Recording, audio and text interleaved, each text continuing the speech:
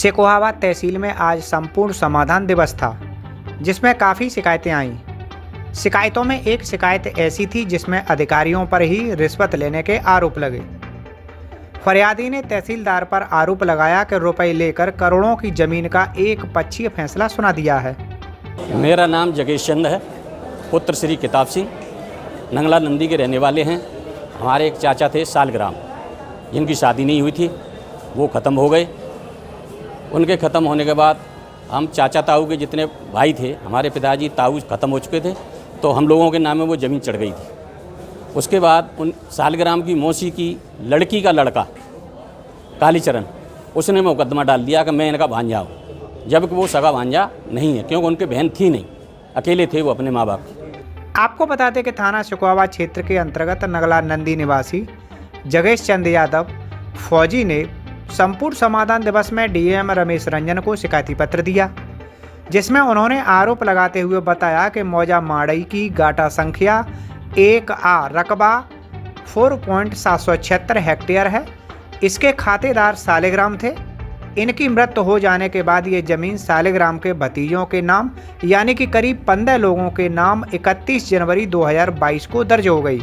क्योंकि सालिग्राम के भाइयों की मृत्यु पहले ही हो चुकी थी, इस वजह से ये जमीन उनके भतीजों के नाम आ गई थी।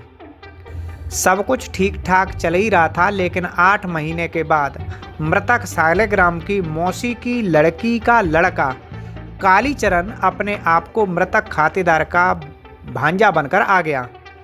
उसने नामांतरण बाद कालीचरण बनाम सालिग्राम धारा 34 राजस्व संहिता मौजा माड़ई तहसीलदार सिकोहाबाद के न्यायालय में 13 अक्टूबर 2022 को प्रस्तुत कर दिया।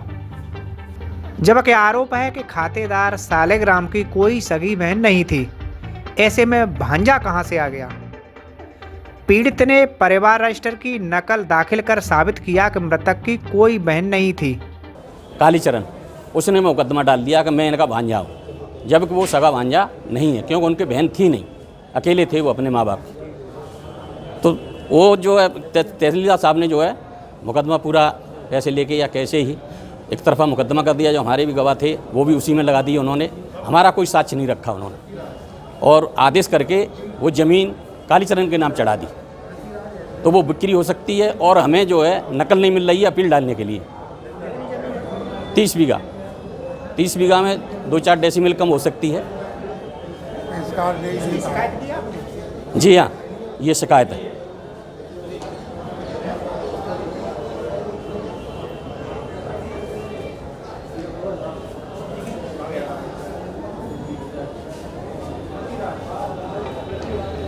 मृतक की मौसी की लड़की का लड़का कालीचरण ने तहसीलदार कीर्ति चौधरी से संपर्क किया।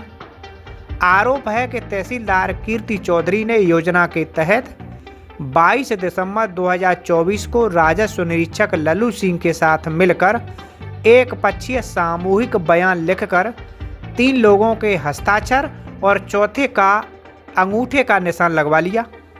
तहसीलदार कीर्ति चौधरी ने आवेदक से सगा भांजा होने का कोई भी प्रमाण पत्र नहीं लिया, साथ ही परिवार रजिस्टर की नकल को भी अनदेखा कर दिया। यहाँ तक मृतक खातेदार की मौसी की लड़की के लड़के के हक में आदेश भी पारित कर दिया।